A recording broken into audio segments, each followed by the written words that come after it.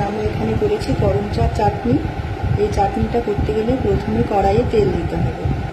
তেল দেওয়ার পর তেলটা গরম হয়ে গেলে দিতে হবে শুকনো লঙ্কা, তেজপাতা। শুকনো লঙ্কাটা লাল হয়ে গেলে দিতে হবে সর্ষে ফোড়ন। সর্ষেটা ফুটে গেলে গরম চাটা ভালো করে ধুয়ে নিয়ে তারপর তেলের উপর ছেড়ে দিতে হবে।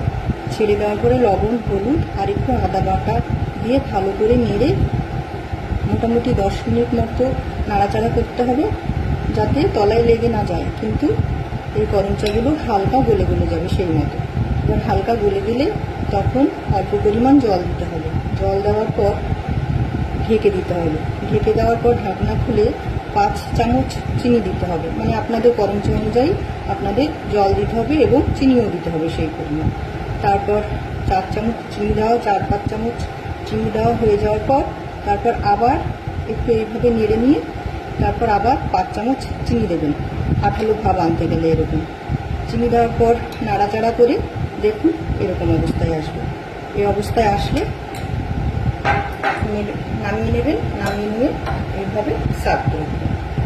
ব্যাস রেডি গরম চা চাটনি। গরম চা চাটনি আমার তো ভীষণ ভালো লাগে খেতে। আপনাদের কেমন লাগবে জানি না, একবার ট্রাই করে দেখতে পারেন।